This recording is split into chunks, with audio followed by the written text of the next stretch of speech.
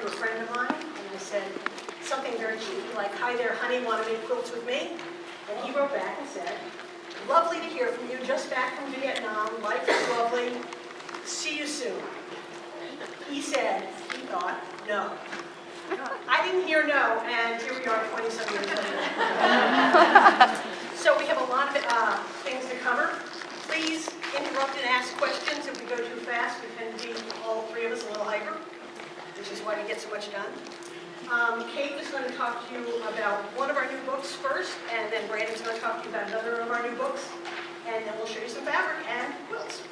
So, yours. Right. I'm going to talk to you about shops and stripes. Now, some of you may know this already. Can you hear me? Yeah. Because this came out actually last year, I think. I'm very bad about time.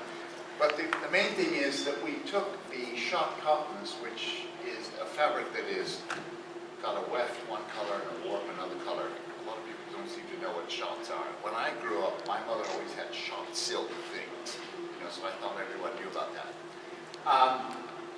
We get them hand woven in India along with our incredible stripes that have been going forever. And that's actually what put us on the map and what got us started in this industry, was going out to this tiny little village in India and getting them to hand weave things in the most primitive way you can believe, these little stick looms and stick houses and everything. It was just brilliant. And now they've got concrete floors and they can withstand the weather. It used to be dirt floors. Anyway, we took just the stripes, the most up-to-date stripes, and the shot cottons and produced this book, which was just that. And I had a hard time at first just thinking about what was I going to do with just plain areas of color, things like this. It was quite difficult as a concept for me, and then I realized, pools of color are very, very exciting, and I really got into it, particularly when we were doing these things with the stripes, and doing these amazing big diamonds and big geometry. But we were going to call it "Where Have All the Flowers Gone?" If anybody knows my work, they'll know I'm really into flowers. And I still love my big flowers, and I've come back to my big flowers. And Brandon will talk about that next, because the next book that we've just come out with was done in the most extraordinary old house, which he will tell you about. We've got one piece here that is from the collection. Hiding. It's buried. Anyway, don't worry about it. The exhibition, I'm going to hopefully do a few showings around and talk about the stories of it as we go along. But that's just shows you how incredible pools of color can be. Kind of Matisse paper cutout kind of view. Okay. Okay. First of all, thank you all very much for coming to the Schoolhouse. My name is Brandon. I'm from Downton Abbey.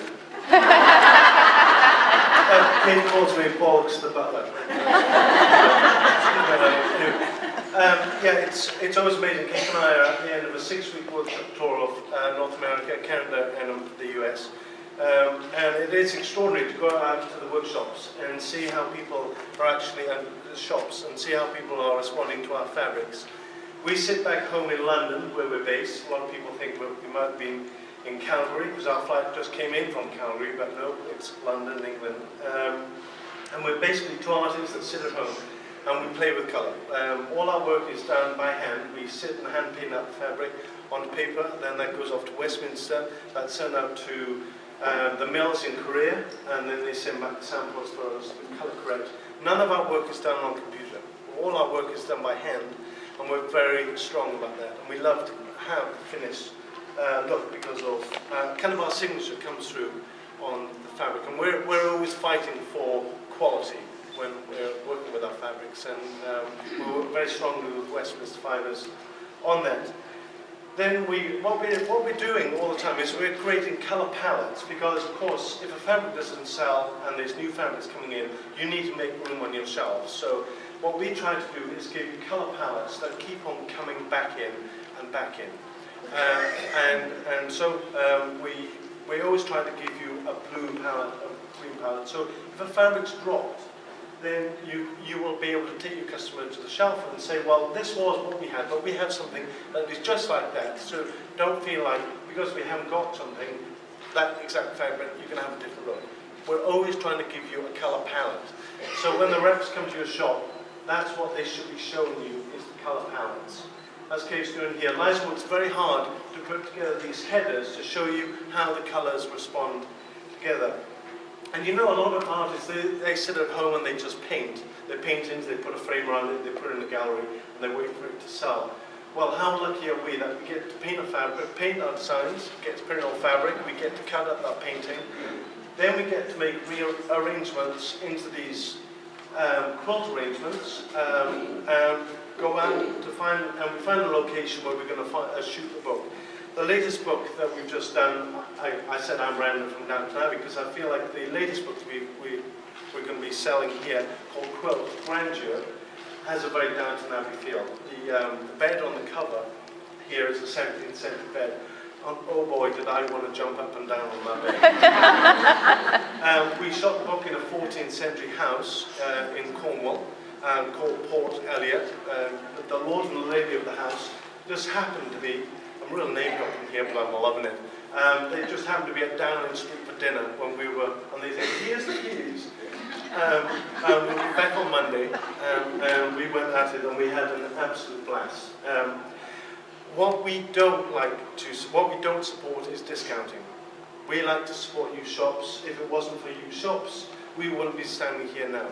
And so, thank you very much for your support. And if you have any questions or anything that we can help you with about how to, for instance, if you're a thimbleberry shop and you think, well, how do I deal with a big cabbage?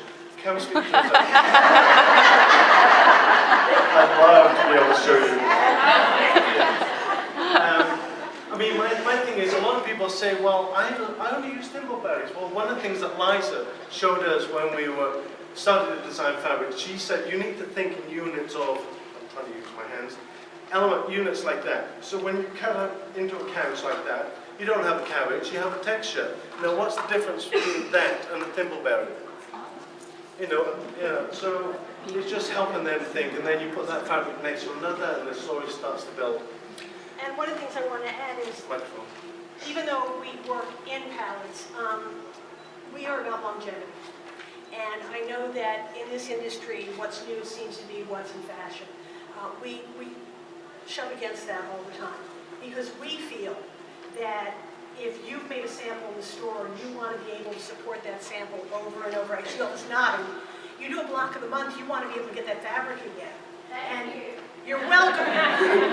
And so we work very hard making a classics collection. It has about 150 items on it. And these are the things that we have sold year in and year out.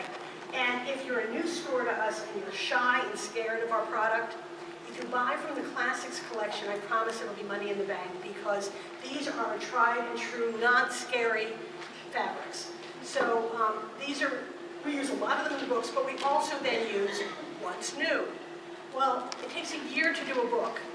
So the fabrics that you're going to be seeing on the booth now will not be in the book that you're buying now. The book now, stay with me?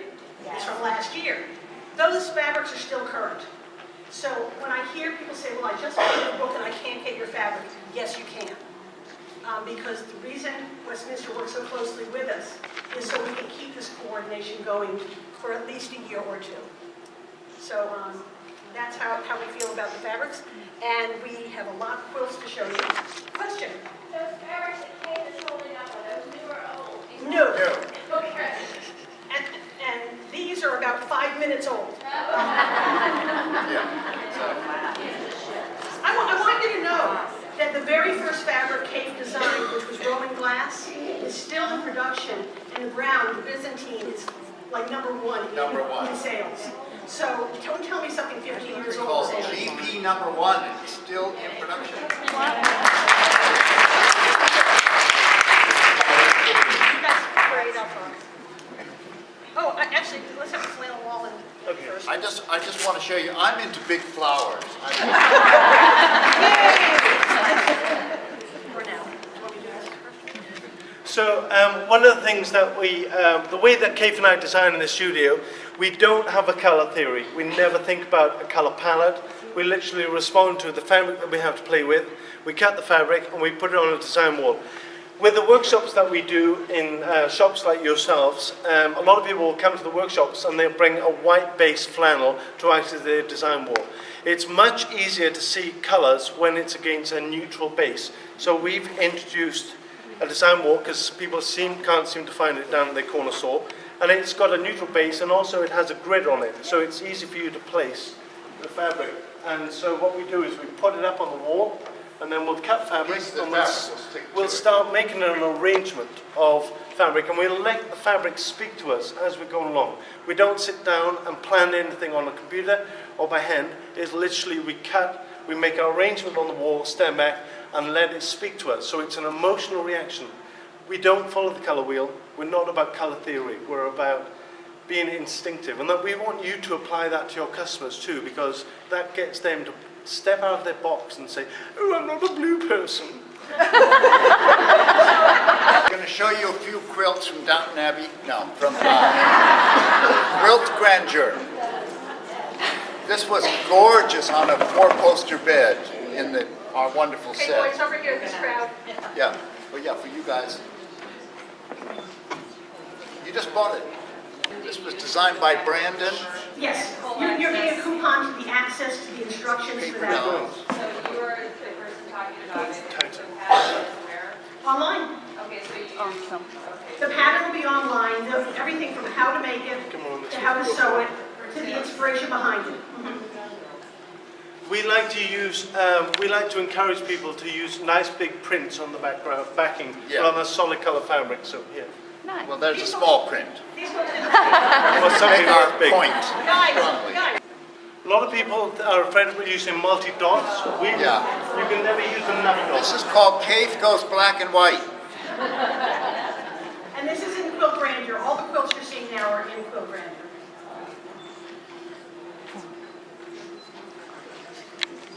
Now this I'm really jealous of. This is Liza's Dreaming Hexagons, which I think is one of the most beautiful quilts ever. Isn't that fabulous?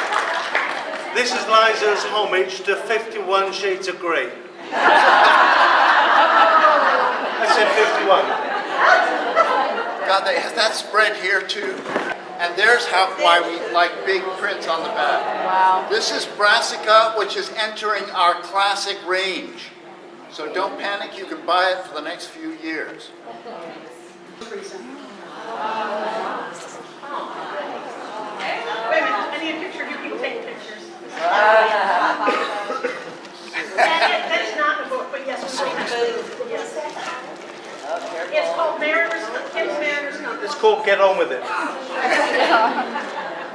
Yeah, this one's not. Come forward, Kate. Come forward. And then show it over there. No, you walk forward. More forward. Down You know, 21. Kafe has a motto, and you can share this with your customers or have it behind your till. If in doubt, add 20 more colors.